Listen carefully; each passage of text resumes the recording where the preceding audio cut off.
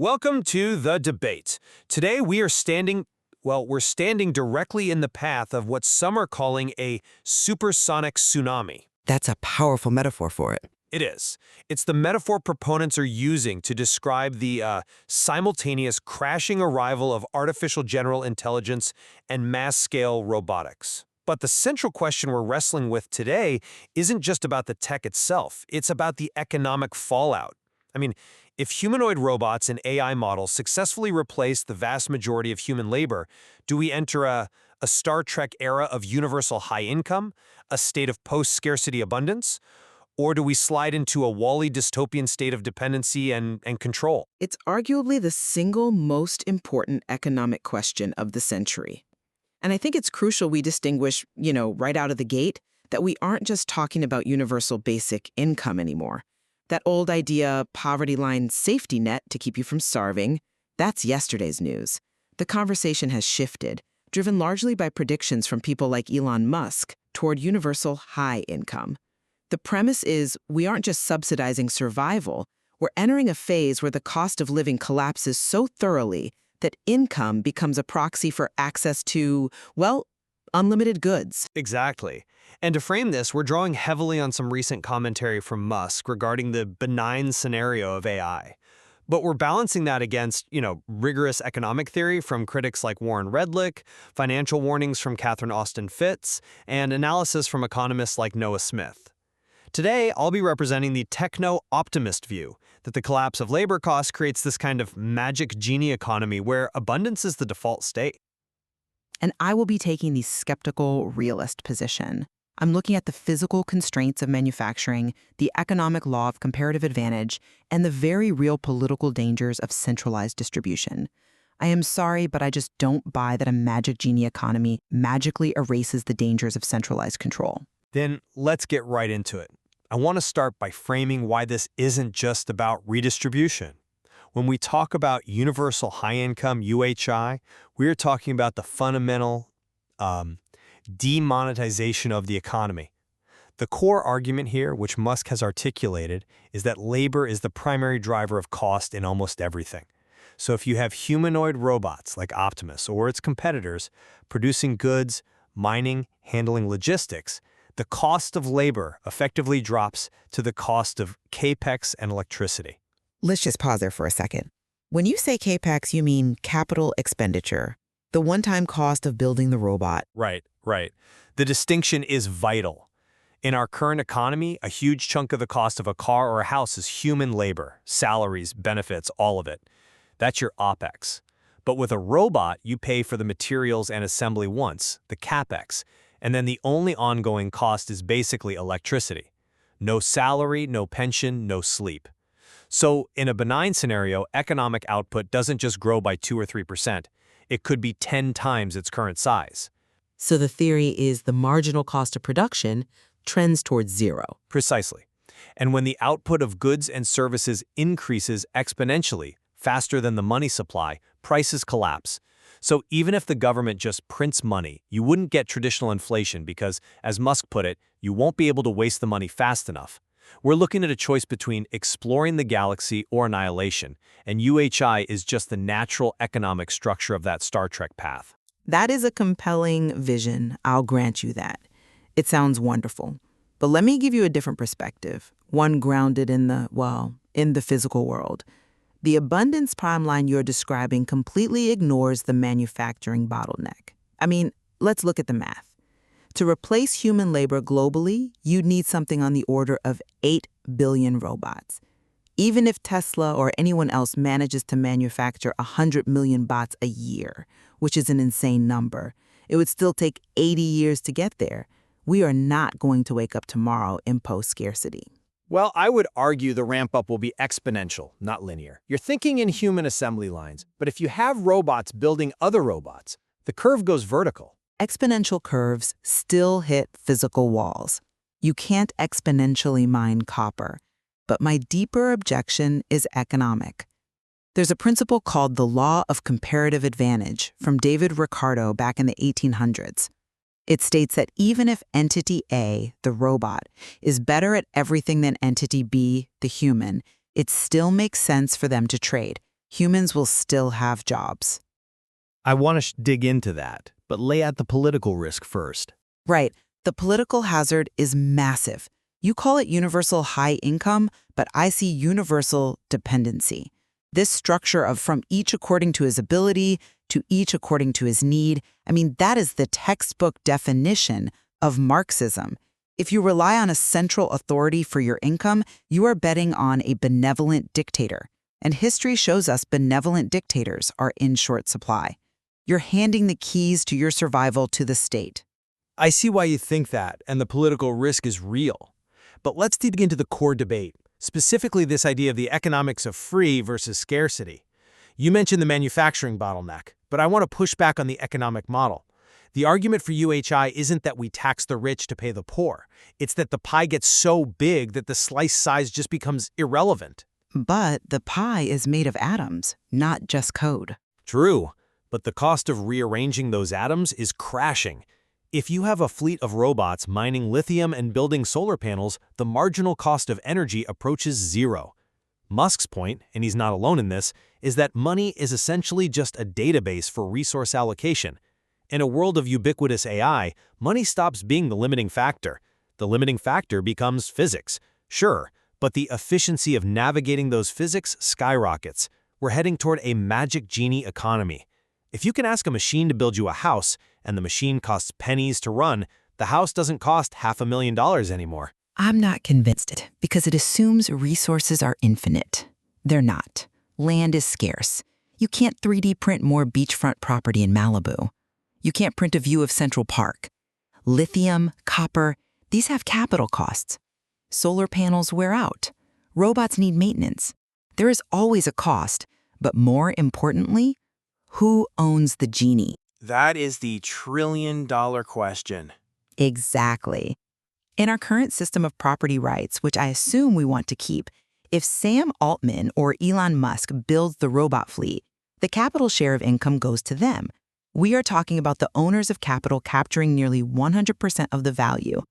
Why would they or the corporations they run suddenly decide to fund a luxurious lifestyle for 99% of the population? These are the same entities lobbying for tax cuts right now. The idea they'll just flip a switch and say, here's your UHI, enjoy your life of leisure, it just contradicts all of human economic history. That's a fair critique of current corporate behavior. But the counterargument is that the deflationary pressure will be so intense that the rich won't need to hoard wealth in the same way. When goods are near free, the utility of hoarding money drops. It's like air. We don't fight over air because it's abundant. If goods become like air, the hoarding instinct changes. But I want to pivot to your point about the law of comparative advantage, because I think that's where the most interesting disagreement is. You said humans will still work. Yes, is the classic country A versus country B analogy. Let's break it down because it's counterintuitive. Imagine you have a lawyer who is also the world's fastest typist. She could do her own typing faster than her secretary, but she doesn't. Why? Because her comparative advantage is in law. Every hour she spends typing is an hour she isn't billing $1,000 for legal work, so she hires the secretary. The theory holds that humans will always have a comparative advantage in something, even if robots are absolutely better at everything. I know the analogy, and it holds up in a human-to-human context, but I would frame it differently in the age of AGI. Comparative advantage works when there is some trading utility, where opportunity cost matters. But if an AI is 1,000 times better at computation, 100 times better at creativity, and operates at 1/1000th the cost, the margin for human labor it shrinks to almost nothing. The lawyer in your example only hires the secretary because the lawyer's time is scarce. But if you have millions of AI lawyers that cost a penny an hour, you don't need the human lawyer or the secretary. So you're arguing the cost differential is so extreme, it breaks Ricardo's law? Exactly. The advocate view here is that the crisis of meaning is the real risk, not the lack of jobs. Work becomes optional, a hobby. You grow vegetables in your backyard because you enjoy it, not because you need the calories to survive. We move from a transactional economy to a reputation or passion economy. And I come at it from a different way. I think that view fundamentally misunderstands human nature. Humans need struggle. We need incentive. If you remove the necessity of work, You don't get a renaissance of poets. You get Wall-E. You get a loss of essential human dignity. But isn't that a failure of imagination? Why must dignity be tied to labor for survival? That feels like a relic of a scarcity mindset. Because that is how we organize value and signal competence. Let's look at comparative advantage again from a psychological angle. Even if AI is better at creativity, humans prefer human connection. We might pay more to watch a human play soccer even if a robot plays it perfectly. But that implies a market economy or humans are trading value, not a UHI economy where the government just hands you a check. With UHI, you destroy the market signal. You're suggesting a world where we are just pets, kept by the AI or the state. Pets is harsh, but I do acknowledge the risk of ennui. However, let's look at the benign scenario Musk describes. He envisions a shift from survival to exploration. Education becomes the focus, and regarding the who pays question, Musk and others have suggested that the government simply won't have a choice. Why wouldn't they? Governments ignore the needs of the poor all the time. Because of the potential for social unrest, if you have mass technological unemployment, say 50 or 60% of the workforce displaced, you either implement UHI or you have a revolution. The supersonic tsunami of displacement forces their hand. It's not about benevolence, it's about self-preservation for the ruling class. The pitchforks would come out too fast. That brings us squarely to our third point: political feasibility and the control grid. You say the government will be forced to pay us. I ask, what are the strings attached? Well, there are models that avoid direct dependency.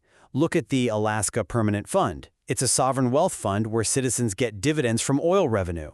We could treat the robot fleet like Alaska treats oil, a national resource that pays out a dividend to every citizen. That sounds nice on paper, but listen to critics like Catherine Austin Fitts or the warnings around central bank digital currencies, CBDCs.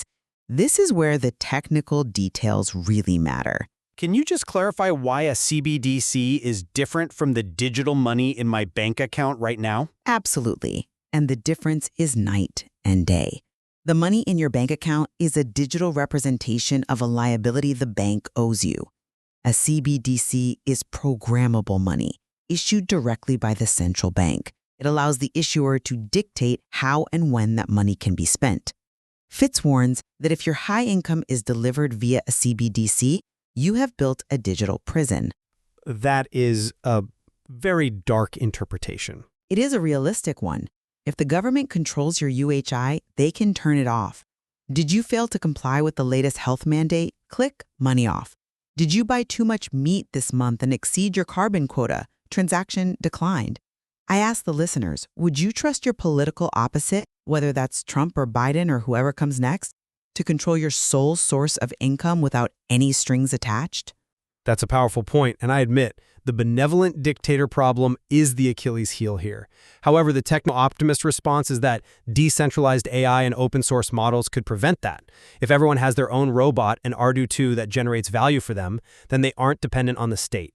They own the means of production personally. But Musk also admits that the benign scenario is just one possibility. He talks about the Terminator scenario too.